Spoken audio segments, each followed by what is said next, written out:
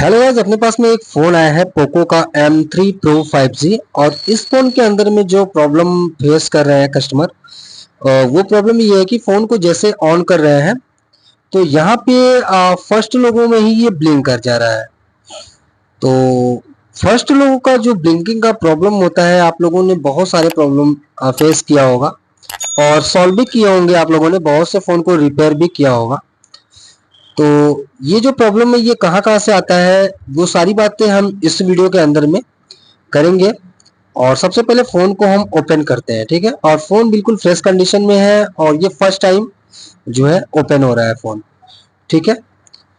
तो बिल्कुल अच्छे तरीके से हम फ़ोन को ओपन करेंगे, एक भी स्क्रैच नहीं आना चाहिए, क्योंकि आप जब फ़ोन को डिसेंबल करो तो आपका जो काम है वो बिल्कुल फिनिश तरीके से होना चाहिए, बिल्कुल अच्छे तरीके से होना चाहिए, ठीक है? ताकि जो है कस्टमर जो है आपका नाम जो है करे, ठीक है ना? तो आप देख सकते हो कि ये जो फ़ोन है बिल्कुल फ्रेश कंडीशन का फ़ोन है, इसके अंदर कोई काम वाम नहीं हुआ है, सील्ड भी अभी लगा हुआ है। तो हम फ़ोन को बिल्कुल अच्छे तरीके से ओपन करेंगे और सारा स्टेप बाय स्टेप सारी चीज़ें आप लोगों को दिखाएंगे। तो यहाँ पर सबसे पहले फ़ोन को हम बिल्कुल टीयर डाउन करेंगे, एक-एक स्क्रू ड्राइवर को अच्छे तरीके से रखेंगे। अच्छा, इस फ़ोन के अंदर एक प्रॉब्लम और भी है कि ये ब्लिंकिंग के साथ-साथ फास्ट बूट मोड में चला जा रहा है, ठीक है ना? और चार्जिंग में अगर आप इसको फ़ोन को लगाते हो तो ये फ़ोन 56% चार्ज है। तो 56% से ना तो ये आगे जाएगा ना तो ये पीछे आएगा, उतने ही पे रुका रहेगा। और वोल्टेज तो ये 9 पॉइंट कुछ ले रहा है, बट एम्पियर बहुत लो है, 0.1 मिली एम्पियर ये कंज्यूम कर रहा है, ठीक है? तो ऐसे केस में किस तरीके से काम होता है वो सारी चीज़ें मैं इस वीडियो के अंदर में आप लोगों को दिखाऊंगा और बताऊंगा। और अगर आपके पास भी ये मॉडल आता है तो आप बहुत आसानी से रिपेयर कर पाओगे। दोस्तों, चैनल पे अगर नए हो तो प्लीज़ चैनल को सब्सक्राइब कर देना, आप लोगों का सपोर्ट की बहुत ज़्यादा ज़रूरत है। और अगर आप हमें सपोर्ट करेंगे तो हमें भी थोड़ा सा मोटिवेशन अंदर से मिलता है, मोटिवेट हो जाते हैं हम लोग। तो अच्छा लगता है, टॉपिक फिर ढूंढकर अच्छे-अच्छे वीडियो बनाने का मन भी करता है, ठीक है? तो सपोर्ट बहुत ज़रूरी होता है। तो फास्ट बूट का प्रॉब्लम है, ब्लिंकिंग का प्रॉब्लम है, तो दिमाग जाता है कि यार हो सकता है वॉल्यूम अप डाउन शॉर्ट हो, पावर की शॉर्ट हो सकता है। ये हर टेक्नीशियन के दिमाग में जाता है।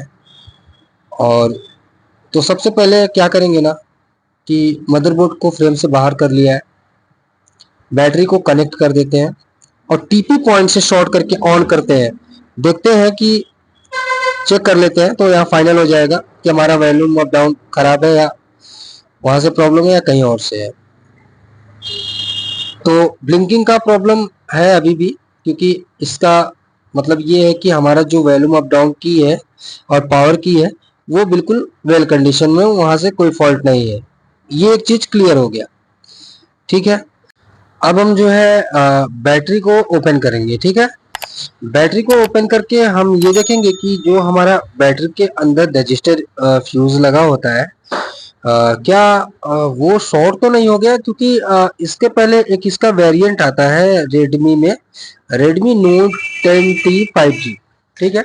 रेडमी नोट 10T 5G के अंदर भी मैंने देखा है कि अगर रजिस्टर फ्यूज जो होता है वो शॉर्ट होता है तो उसके अंदर जो है ब्लिंकिंग का प्रॉब्लम, रीस्टार्ट का प्रॉब्लम आता है। हालांकि फास्ट बूट का प्रॉब्लम तो नहीं देखा है, लेकिन रीस्टार्ट और ब्लिंकिंग का प्रॉब्लम देखा है।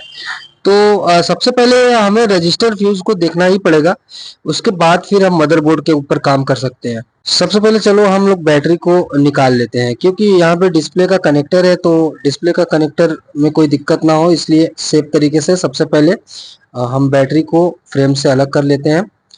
और बैटरी को अच्छे तरीके से निकालना है ताकि कोई दिक्कत ना हो, फ्रेमों में कोई प्रॉब्लम ना हो या फिर बैटरी में कोई दिक्कत ना हो।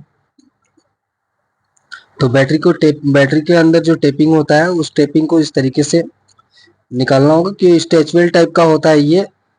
तो इसे बहुत आसानी से निकल जाता है। इस तरीके से खींच खींच कर आप निकाल सकते हो, बिल्कुल स्ट्रेचेबल होता है। आराम से इस तरीके से खींचोगे ना तो ये निकल जाएगा और दिक्कत भी नहीं होगा, बैटरी बिल्कुल आराम से ओपन हो जाता है। ठीक है, तो बिल्कुल इस तरीके से आपको बैटरी को निकालना है और ध्यान देते हुए निकालिएगा कि बैटरी में कोई प्रॉब्लम ना क्रिएट हो। ठीक है, आप जब भी बैटरी को ओपन करो तो काफी ज्यादा सावधानी को देखते हुए काम को करो। ठीक है ना, तो इधर भी टेपिंग है, चलो हम लोग इधर का भी टेपिंग इसी तरीके से निकालेंगे जैसे कि वो निकाले हैं। तो ये तो टूट गया, चलो कोई दिक्कत नहीं है। मैं निकाल कर दिखाता हूँ कंप्लीट। तो यहाँ पे देखो मैंने निकाल लिया है बैटरी को। ठीक है ना, इस तरीके से आपको भी निकाल लेना है। अब बैटरी के अंदर देखो रजिस्टर फ्यूज लगा हुआ है। ठीक है, तो एक काम करना, रजिस्टर फ्यूज के ऊपर जंपर मत करना। ठीक है, रजिस्टर फ्यूज को निकाल देना है, एकदम परमानेंट निकाल देना है। अगर नया बैटरी हो या फिर आपके पास हो ये फ्यूज तो आप लगा दो, नहीं है अगर आपके पास तो आप इसको निकाल कर जंपर करो। इसके ऊपर अगर जंपर करोगे तो फिर ऐसे प्रॉब्लम बाद में भी हो सकते हैं। ठीक है, तो इसको फाइनली निकाल कर फेंक दो और इस तरीके से शॉर्ट कर दो दोनों लाइन को, या फिर जंपर के थ्रू शॉर्ट कर दो। ठीक है ना, तो बैटरी को अभी हम परमानेंट फिक्स नहीं करेंगे, बस ऐसे टेम्परेरी पहले चेक करेंगे कि हमारा जो प्रॉब्लम है वो सॉल्व हुआ है या फिर नहीं। ठीक है, फिर आगे काम करना होगा। तो चलो पहले अभी चेक कर लेते हैं हम। ठीक है, वैसे हमें जहाँ तक उम्मीद है कि ये प्रॉब्लम यहाँ से खत्म हो जाना चाहिए, लेकिन अगर नहीं हुआ तो फिर हम आगे का स्टेप फॉलो करेंगे। ठीक है ना, तो बैटरी अभी थोड़ा सा ओपन किया है तो अच्छे तरीके से ये फ्रेम के अंदर में बैठ नहीं पा रहा है, कंफर्ट फील नहीं कर रहा है बैटरी, तो इसे अच्छे तरीके से बैठाना होगा। तो चलो पहले चेक कर लेते हैं ऑन करके। तो यहाँ पर आप देखो कि हमारा जो फोन है वो परमानेंट ऑन हो गया है, मतलब कि बिल्कुल जो प्रॉब्लम हमारा था वो सॉल्व हो चुका है। ठीक है, और अभी एक बार फिर से चेक कराते हैं हम आपको।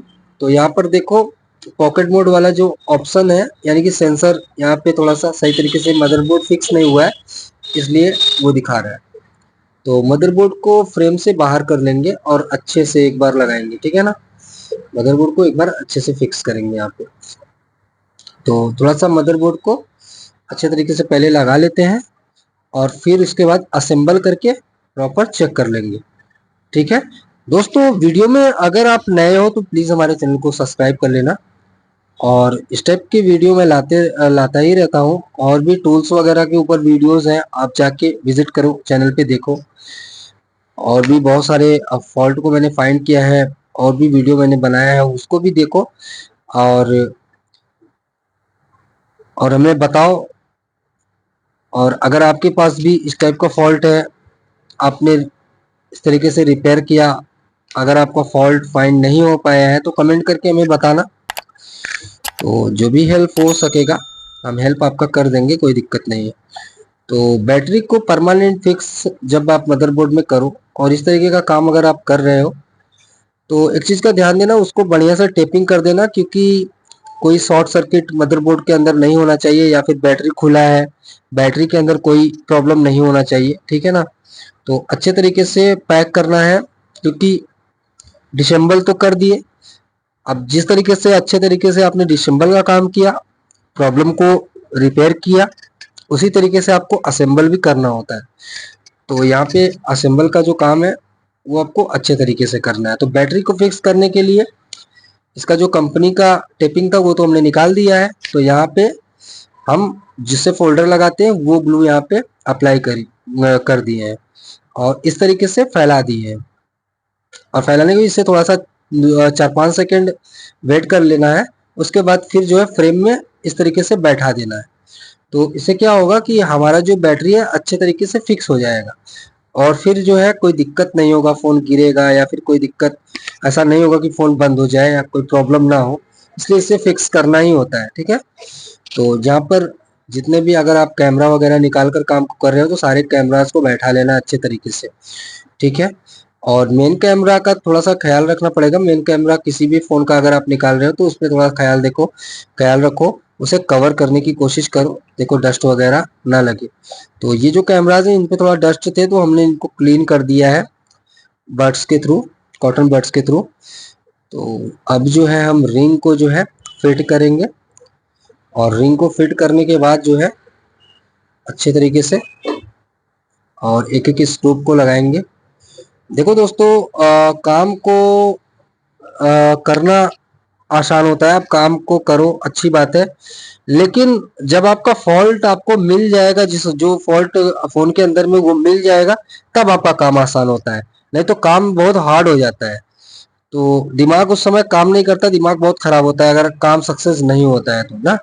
तो ऐसा नहीं है, बहुत सारे ऐसे टेक्नीशियन हैं जिनके काम नहीं हो पाते हैं, और हमारा भी बहुत सारा काम ऐसा है जो नहीं सक्सेस हो पाता है। तो इसलिए आप कभी डीमोटिवेट मत होया करिए ना। आप काम तो कर रहे हैं, अब नहीं बना तो ठीक है, कोई दिक्कत नहीं है, लेकिन कुछ ना कुछ तो सीखने को तो जरूरी मिलेगा उससे। इसलिए कभी डीमोटिवेट होने की जरूरत नहीं है। आप परमानेंट काम को अच्छे से करो, बस ध्यान देकर, ठीक है, कोई दिक्कत ना हो, और जो भी काम करो अच्छे से करो, ठीक है। तो यहाँ पर देखो आप, मैंने जो है सारा स्क्रूप कवर किया है, और इस तरीके से आप लोग भी जो भी फोन खोलें उनके अंदर जितने भी आप स्क्रूप निकाल रहे हैं वो सारे स्क्रूप लगाएं। अगर उस फोन के अंदर स्क्रूप कम है तो आपके पास तो स्क्रूप होते ही है, तो वो सारे स्क्रूप आप लगा दो वापस से।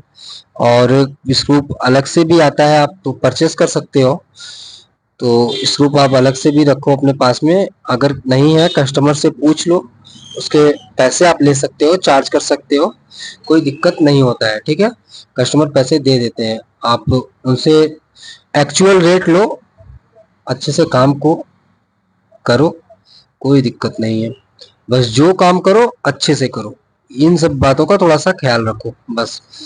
तो परमानेंट फोन को हम यहाँ पे अच्छे तरीके से पैक कर देंगे ताकि फोन के अंदर में कोई दिक्कत ना हो, क्योंकि फोन फ्रेश कंडीशन में था, तो फ्रेश कंडीशन में ही रहना चाहिए। कस्टमर को ये नहीं लगना चाहिए कि भाई आपने उनके फोन के साथ में बहुत ज्यादा छेड़छाड़ किया है, ठीक है। तो यहाँ पे हम कोई ग्लू नहीं लगाएंगे, क्योंकि इसकी जो टेपिंग यहाँ पे हुई है ये अभी बिल्कुल ओके है, ठीक है। तो इसमें कोई छेड़छाड़ नहीं करना है, डायरेक्ट आपको इसी टेपिंग पे इसका जो पैनल है, बैक पैनल, इस तरीके से बैठा देना है, और ये हार्ड हो जाएगा, कोई दिक्कत नहीं। सिम स्लॉट लगाएंगे, फोन को ऑन करेंगे, चेक करेंगे, आपको भी चेक कराएंगे, ठीक है। तो दोस्तों, ये वीडियो कैसा लगा हमें कमेंट करके जरूर बताना। चैनल पे नए हो तो प्लीज चैनल को सब्सक्राइब कर लेना, और मिलते हैं किसी नेक्स्ट वीडियो में किसी अलग टॉपिक पर। तब तक के लिए जय हिंद, जय भारत।